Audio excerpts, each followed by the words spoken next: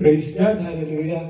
At salamat muli sa Panginoon kasi ayan, tayo ay pinili muli ni Lord abruptly na mag-share ng kanyang paalala sa giving. Sabi nga ng ating pastor, Ate Cloud, see, I am doing a new things. Sabi ng ating Panginoon sa kanyang salita sa Isaiah. Alam niyo po ba yung gagawin na new thing ng ating Panginoon? Ako alam ko. Ang tayo ay pagpalain ngayong 2024. Gusto niyo po ba yun? Amen po. At sabi ni Tatay, the key to success in 2024 is to put God first in everything we do. Diba, sinare niya po ito sa atin sa TCF, sa group chat natin. Ano po daw ang susi sa tagumpay? Put God first in everything that we do. Kaya ngayon po, time na sa giving, dito po natin mapapatunayan na si Lord ang ating unahin sa gawain ito. Kasi may pangako naman siya. Ano po ang kanyang pangako sa atin? Sinabi niya po sa Jeremiah 29:11, "For I know the plans I have for you, declares the Lord. Plans to prosper you, and not to harm you. Plans to give you hope and future." At mas better ito pag si Lord ang nagbigay sa atin. Di ba po? Amen. Kaya si Lord ang unahin natin. Seek ye first the kingdom of God and His righteousness, and all these things shall be added to you. Unahin natin si Lord, sabi niya sa kanyang salita. Paano natin uunahin si Lord? Unahin natin si Lord sa pagsunod sa Kanya. Ano po ba ang Kanyang banal na tagubilin sa pagsunod? Narito na po yung bibihira natin marinig na Kanyang Bible verse. Ang paalala, yung Malakay 3:10, di ba po? Hindi nyo ito alam, no? Yung Malakay 3:10. Sinabi po doon sa Malakay 3:10, dahil hindi nyo ito alam, bago ito ngayong 2024, "Bring all tithes in the storehouse, that there may be food in my house. Test me on this, says the Lord Almighty, and see, if I will not open the floodgates of heaven and pour out so much blessing that there will be no room to store it." Yun. Sabi ni Lord, pag inuna natin si Lord, ang command ni Lord, ay dalhin natin yung ikapu. Yun yung kanyang utos sa atin. Kaya ayon sa kanyang utos, sumunod tayo ng mayroong pagmamahal na nagmumula sa ating puso. Hindi tayo magbibigay dahil napipilitan lang tayo. Magbigay tayo na, "Lord, para sa iyo to, Lord." Ako nga, yan talaga yung sikreto ko, kahit maliit lang yung sahod namin sa Petromin, si Lord talaga ang inuuna ko. Amen. Yung, hindi mo na, pag dumating yung sahod, ito yung style ko, pag dumating yung sahod, may mag-message na. Sabi ni Juni, "Kuya, hindi yung sahod." Kaya si Joe, kaya yung mga kasama namin, "Meron ba?" "Meron, titignan ko na yun." Pupunta na muna ako niyan sa isang sulok, pagpasalamat na ako niyan kay Lord. "Lord, salamat Lord. This amount, this blessing, ini-entrust ko sa iyo, Lord. Kayo po ang mag-bless nito, pag-cash nito, nagiging emotional na. Kasi syempre, Amen. Hindi natin alam kung paano natin pagkakasyahin, di ba? Minsan napapagastos tayo sa food, sa allowance natin. Minsan may sale, natutokso tayo. Kaya, ayun, pray natin kay Lord. Lord, kayo na pong bahala nito, Lord. Kayo mag-ingat nito na mailaan sa mga dapat pagkalaanan niya. Una-una sa pamilya, syempre, inisip ko na. Pero bago yung sa lahat na si Lord muna, bubukod ko na yung para kay Lord. Tinatabi ko na yung para sa Friday.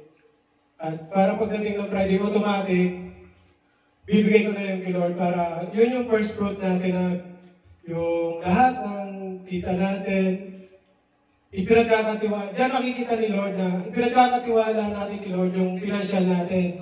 At alam naman natin na hindi tayo pinababayaan ni Lord. Ako, ramdam ko yun sa nakalipas na taon, 2023. Si Lord ang inuna ko. Hindi ako pinagkulang ni Lord.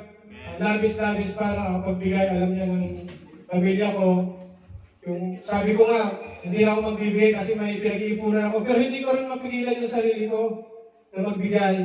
Kasi sabi ni Lord, kailangan mo tulungan yung mga nangangailangan at kapuspalad. Kasi pag ginawa mo ito, yan ay ginagawa mo sa akin, hindi sa iyong kapwa. Yung pagtulong mo ay treasure yan na iniipon mo para kay Lord. Kaya nakikita yan ni Lord. Hindi yan mawawala ng kabuluhan. Kaya patuloy natin gawin yung pagbibigay. Yung sabi nga, maging cheerful giver tayo. Sabi, the more you give, the more you receive.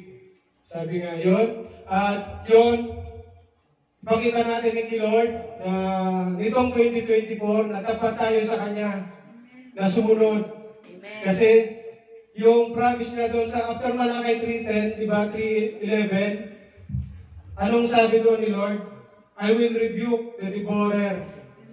Yung mga source of income mo, pagpapalain niya yun, hindi niya kukunin yun.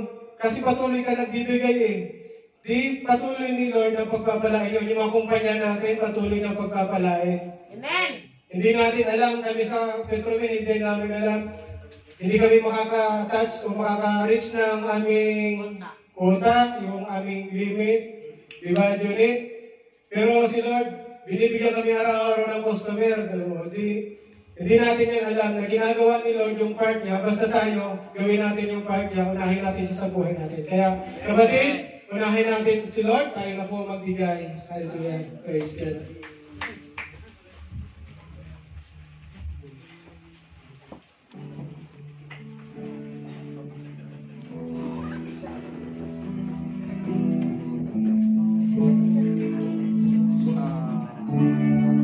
Yes, Salamat sa iyo. Yes, Lord, salamat. Aking Panginoon, ako'y inibig mo. Salamat, Lord, sa iyong pag-ibig. Aking lubos. Tanging alay ko sa iyo, aking anak, ay buong buhay ko, puso at kaluluwa, di na makaya ng may pagkaloob. Mamahaling iyan, itong lubog, ang aking dalangin, o Diyos ay tanggapin, ang tanging alay ko, nawa'y gamitin.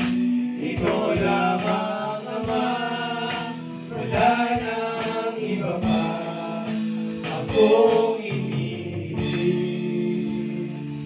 Yes, O Lord, wala na kami ibang hinihiling, Panginoon Lord God, kundi, Panginoon Lord God, kayo ang manahan, kayo ang manguna sa amin, Lord, at sa gawang ito, sa pagbibigay, Lord, patuloy nyo kaming turuan, Lord, na magkaroon, give us a heart, Panginoon Lord God, to give more, Panginoon Lord God, for you alone, Panginoon Lord God, ang glory sa gawang ito, Lord.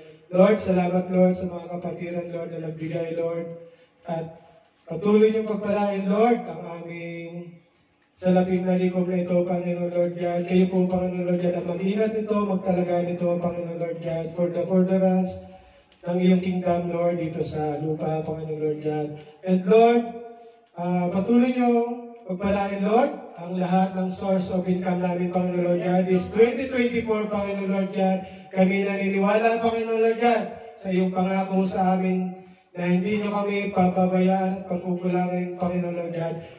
Bagkus, Panginoon Lord God, we declare success, Panginoon Lord God, this 24, Panginoon Lord God, and prosperous whole year in 2024, Panginoon Lord God. Lord, salamat po muli. Sa iyo lamang ang mataas na papuri, pasalamat at pagsamba. In Jesus' name we pray.